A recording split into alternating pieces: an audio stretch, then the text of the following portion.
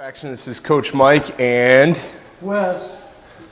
coming at you with just the tip from Rebel Strength and Conditioning in Chicago.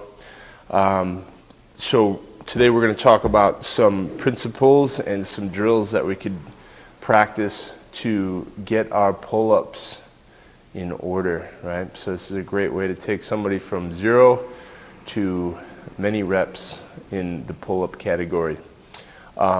So the first thing that I always work on, and it's the lowest hanging fruit, is grip strength, right? So we could do that pretty easily with carries, bottoms up drills with kettlebells, lots of different ways. So grip strength is always going to be something that you want to work on, and it's a pretty easy thing to do, very low barrier on that for your clients. Okay, so A, let's start working on grip strength. B, we want to start working on the principle of connection, right? So we want to make sure that our body is connected well in the movement, right? So what do I mean by that? Usually, if you see people do pull-ups that aren't very good at them, as soon as they start to go upward towards the bar, it turns into a yard sale. Their body's all over the place, legs flailing, back into heavy extension, head goes back. It's pretty bad, right? So not good. We're not making our energy, pulling our energy towards the bar. We're kind of throwing ourselves all over the place. That's not helping us at all.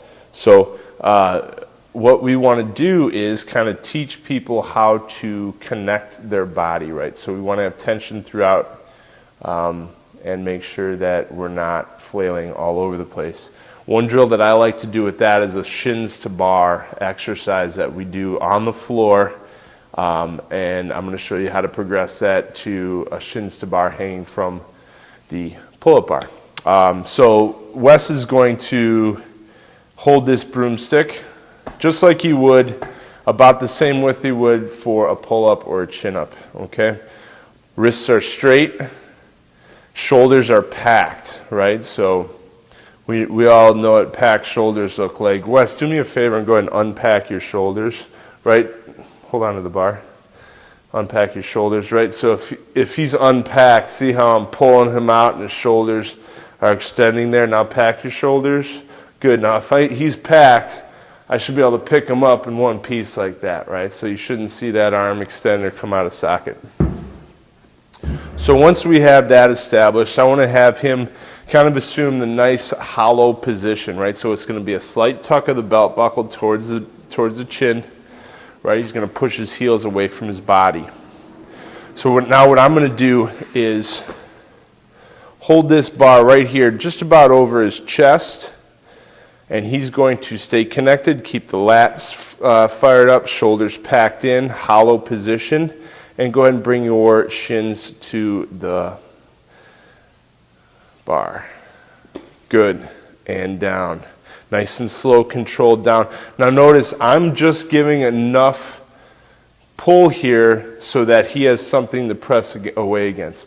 So the cue is, don't let me pull the bar above your shoulders, right? So he's just going to say tight enough to not let me pull the bar above the shoulders.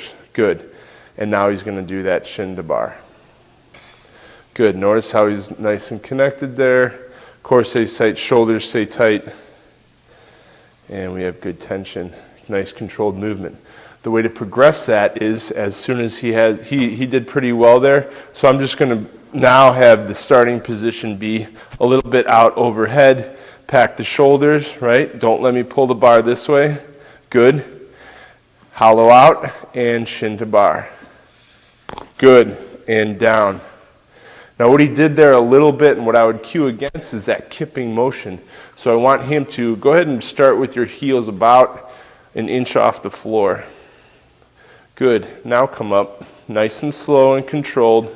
Shins to the bar, nice and low, slow on the return. Good. So to avoid kipping and pushing off the floor or kipping up with your hips, have them start about an inch off the floor.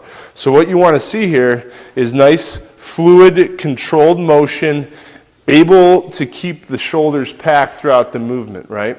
As we progress, we can eventually get to overhead, So now don't let me push the bar to the floor, Wes. Nice packed shoulders, extend, start, and shins to bar. Up, keep the shoulders packed, good, and down. Nice and slow and control. He did a pretty good job there. Nice job, buddy. Thank you. So that's a great way to teach connectivity throughout the pull-up, right? That's going to translate very well to the pull-up bar. So Wes, why don't we jump up onto the pull-up bar? Actually, why don't you jump on the camera? I'll jump on the pull-up bar. And now we're going to transfer that connectivity to the bar here. I'm actually not going to do a shins to bar here. I'm just going to do what's called a hanging lat raise, right? So I'm going to have my clients, and what I'm going to demonstrate here is just kind of hanging loosely. I'm not really mindful of what my body's doing.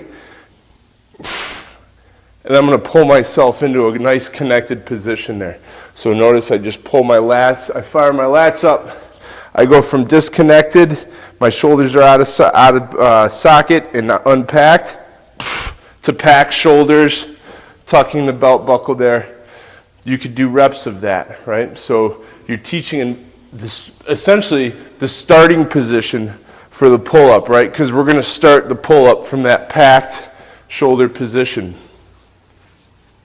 From there, teach that hanging shins to bar. Make sure that the person is able to keep their shoulder packed. We're not getting into any flexion in the spine, right? So that movement should come and they should be able to keep a neutral spine through there. That's not a necessity, right? That advanced shins to bar, but it is a good progression if you could work it on the floor, okay?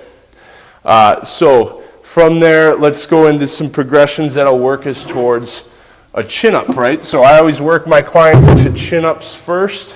Once they could do about between 5 and 8 dead hang chin-ups, then I could start working them towards a pull-up. That's just my standard. You can work with whatever you want. So after we do that hanging lat engagement, I usually progress my clients to a flexed arm hang. So what I like to do, teaching the flexed arm hang, is get the person as close to the bar without resistance as they can. So usually what I will do, actually Sarah, can you come here for a second? Sarah's going to jump back here and we'll demonstrate how I teach the flexed arm hang. Say hi, Sarah. Hi. All right, let's hop up on the box here. So Sarah's my client for the day. I'm going to have her grab the bar. We're just going to do a flexed arm hang, but what I want you to do is I want you to step them into my hands. Put all your weight on my hands, right? I got you. And now I want you to pull yourself as tight to that bar as possible, right? So notice how high she's starting. I still have all her weight, so I'm able to get her into a great position without her having to worry about holding herself up there. Now what I want you to do is pull yourself to the bar, so drive your elbows back towards the wall behind you, and 3, 2, and 1, and you have the weight. Drive those heels out, nice hollowed out position, and that is a pretty awesome flexed arm hang. Good, go ahead and come on down. Nice job, thank you very much. You're welcome. Okay, so it's important to let them get into that position without any resistance. Otherwise, they're going to struggle and probably not end up in the most optimal position to do a flexed arm hang. From the flexed arm hang, I'll go to negatives, right? So now we're starting at that position, and we're going to start at a nice flexed arm hang position and concentrate on lowering ourselves as slowly as possible, right? Starting out with those, I'll have them lower themselves and then either jump back up to the bar or I'll assist them back up, right? So everything is downward. We're putting all our energy into the downward work. I'm assisting them to get back up to the bar to that good starting position so we get a nice full range of motion practice, and then work towards what I would do next is band assisted chin-ups. Some people don't like them. I figure if you follow this progression, your student's going to have a good enough concept of how to hold tension in their body. My take on why people don't like them is because it teaches them to not hold tension in their body. If you teach that, that avoids that. So I think I've had a lot of success progressing people from flexed arm hangs to negatives to band-assisted chin-ups, and then eventually regular chin-ups. Okay? So that's about it for progressions.